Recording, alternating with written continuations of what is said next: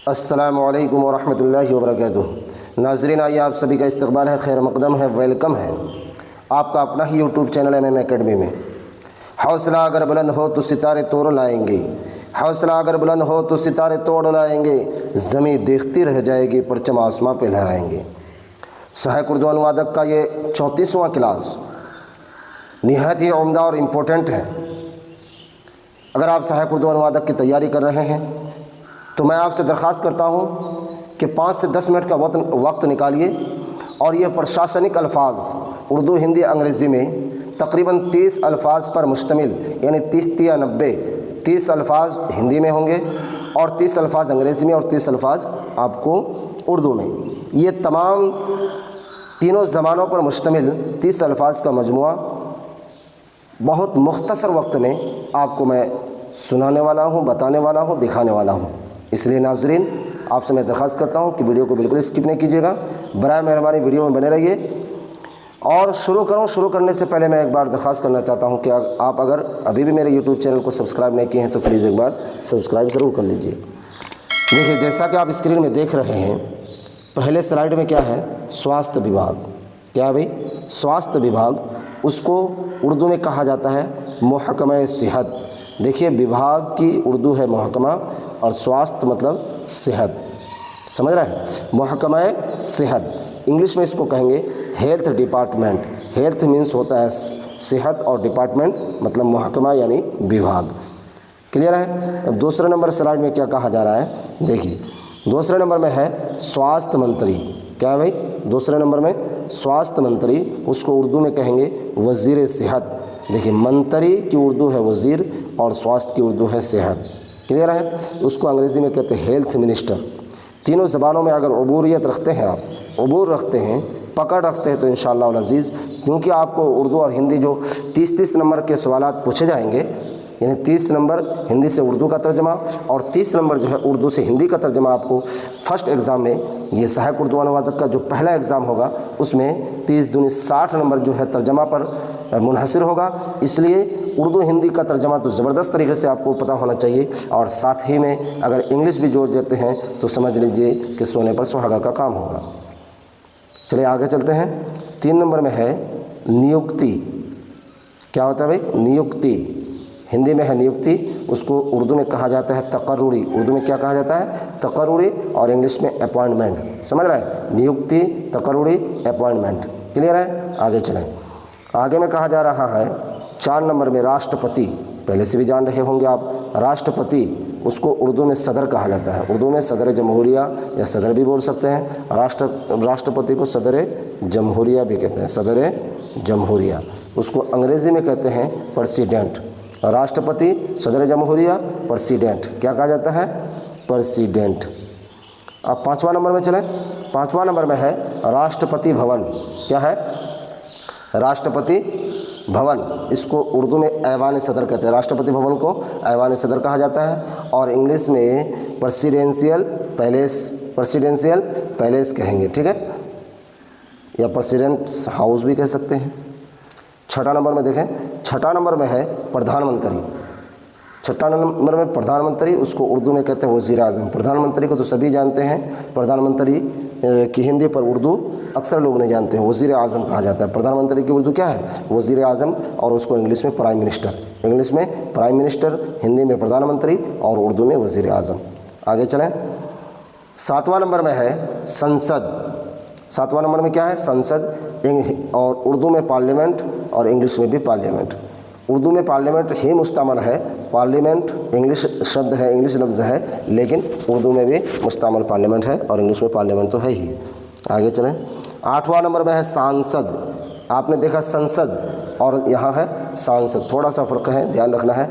सांसद को उर्दू में रुकन पार्लियामेंट कहा जाता है, यानी MP जिसको कहते हैं ना, MP साहब, तो वो रुकन मैंने मेंबर होता है, पार्लियामेंट का मेंबर, ठीक है, मेंबर ऑफ पार्लियामेंट, जिसको शॉर्ट में लोग MP कहते हैं। क्या कहते हैं? MP कहते हैं। अब इस MP से आप मध्य प्रदेश नहीं समझ लीजिएगा, यहाँ से मुराद ये मेंबर ऑफ पार्लियामेंट है, इस MP से मुराद। 9वां नंबर में है कैबिनेट मंत्री। क्या भाई? कैबिनेट मंत्री, उसको उर्दू में कहेंगे काबीना वज़ीर,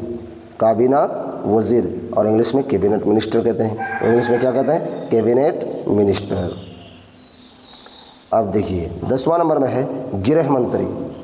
गृह मंत्री को उर्दू में वज़ीर दाखिला कहा जाता है। जैसे हिंदुस्तान का मौजूदा जो है भारत का गृह मंत्री कौन है, वज़ीर दाखिला कौन है, फटाफट कमेंट बॉक्स में आप कमेंट कीजिए। गृह मंत्री का मौजूदा गृह मंत्री का नाम क्या है हिंदुस्तान का, कमेंट बॉक्स में आप लोग फटाफट कमेंट कीजिए, क्योंकि आपको जीके से भी, जनरल नॉलेज से भी 10 नंबर के सवालात पूछे जाएंगे, इसलिए जीके भी आपका मजबूत होना चाहिए। चलिए कमेंट बॉक्स में मैं इंतज़ार करूँगा कि कितने साहब जो है कमेंट कर रहे हैं।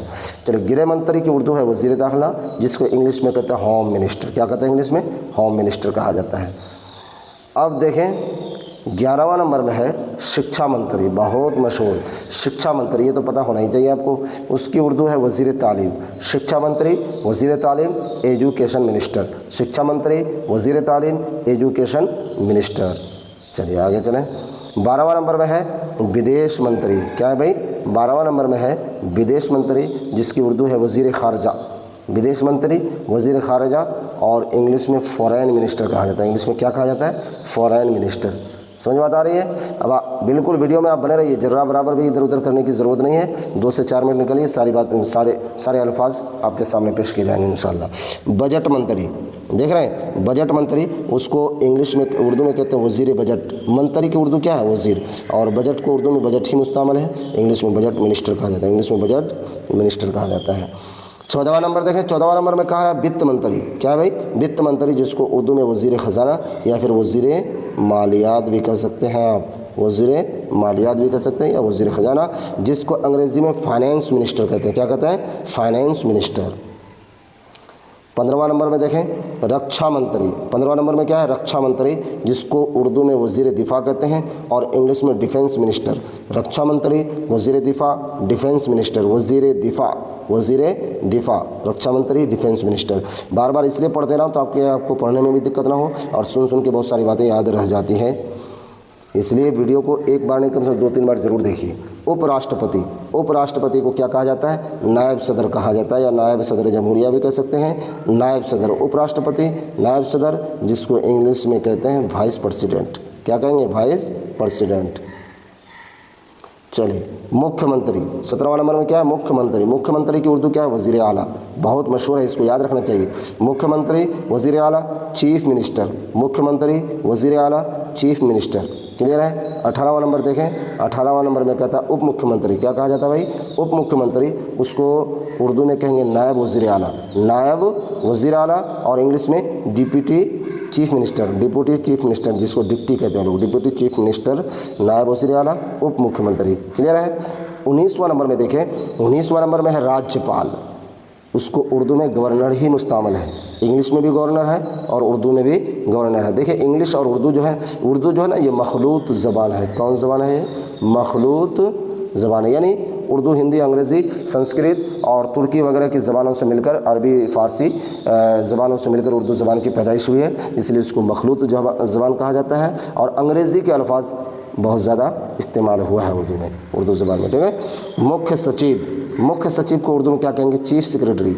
मुख्य सचिव, चीफ सेक्रेटरी, जिसको इंग्लिश में भी चीफ सेक्रेटरी कहा जाता है। क्लियर है। मुख्य सचिव, चीफ सेक्रेटरी, चीफ सेक्रेटरी। अब आगे चलते हैं। आगे में 21वां नंबर में कहा है जिला न्यायालय। क्या है, जिला न्यायालय, जिसको उर्दू में कहते हैं जिला अदालत और इंग्लिश में डिस्ट्रिक्ट कोर्ट। डिस्ट्रिक्ट कोर्ट, जिला अदालत, जिला न्यायालय, डिस्ट्रिक्ट कोर्ट, जिला अदालत, जिला न्यायालय। चलिए 22वां नंबर में देखें, 22वां नंबर में कहा जा रहा है वकील। 22 नंबर में क्या है, वकील है, जिसको उर्दू में वकील ही मुस्तमल है। लॉयर, इंग्लिश में क्या है, लॉयर है, या फिर एडवोकेट भी आप लिख सकते हैं, कह सकते हैं। एडवोकेट, वकील, एडवोकेट, लॉयर, वकील, फिर वकील। अच्छा, हिंदी में वकील को वकील ही नहीं कहा जाता है, हिंदी में अधिवक्ता भी कह सकते हैं, अधिवक्ता भी कहा जाता है, अधिवक्ता। ठीक है। अधिवक्ता, वकील, एडवोकेट, लॉयर। चले आगे चलें। 23वां नंबर में है जिला न्यायाधीश। जिला न्यायाधीश, जिला न्यायाधीश, जिला जज, उर्दू में क्या हो जाएगा, जिला जज, या फिर इंग्लिश में डिस्ट्रिक्ट जज कहेंगे। इंग्लिश में डिस्ट्रिक्ट जज और उर्दू में जिला जज और हिंदी में जिला न्यायाधीश। अब आगे चलें। आगे में कहा जा रहा है कि सहायक जिला न्यायाधीश, क्या है भाई, सहायक जिला न्यायाधीश, उसको उर्दू में कहा जाएगा मुआविन जिला जज। उर्दू में मुआविन, सहायक मुआविन, सहायक उर्दू क्या है, मुआविन, जिसको अंग्रेज़ी में असिस्टेंट डिस्ट्रिक्ट जज, असिस्टेंट डिस्ट्रिक्ट जज कहा जाता है। असिस्टेंट का मानी होता है सहायक मुआविन। अब आगे देखें 25वां नंबर में है सिविल जज। क्या है, सिविल जज, जिसको उर्दू में सिविल जज ही और इंग्लिश में भी सिविल जज ही इस्तेमाल हुआ है। सिविल जज, सिविल जज, सिविल जज, तीनों जो है तीनों एक ही ज़बान मतलब एक ही तरह के अल्फाज हैं।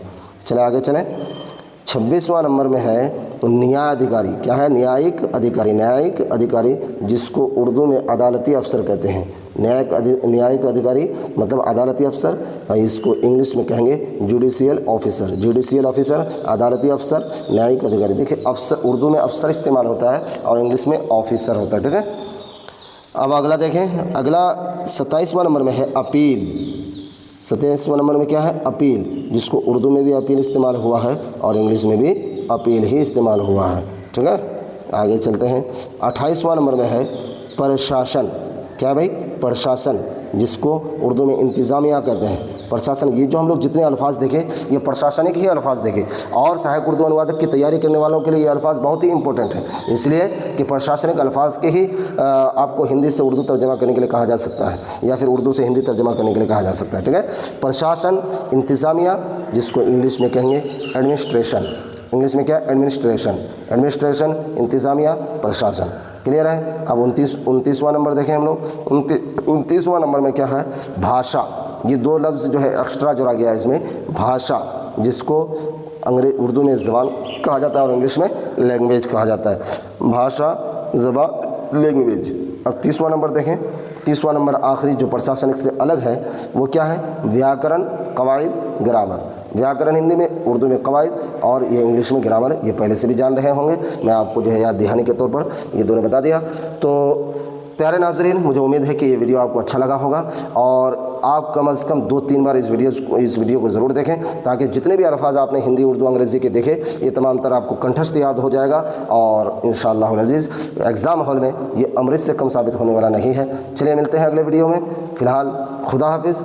उससे कबल एक बार दरख्वास्त फिर कि आप अगर अभी भी मेरे YouTube चैनल को सब्सक्राइब नहीं किए हैं तो प्लीज़ एक बार सब्सक्राइब कर लीजिए और अपने दोस्तों के पास, मुतालिकीन के पास, मुहसिनीन और मुहिब्बीन के पास शेयर ज़रूर कीजिए।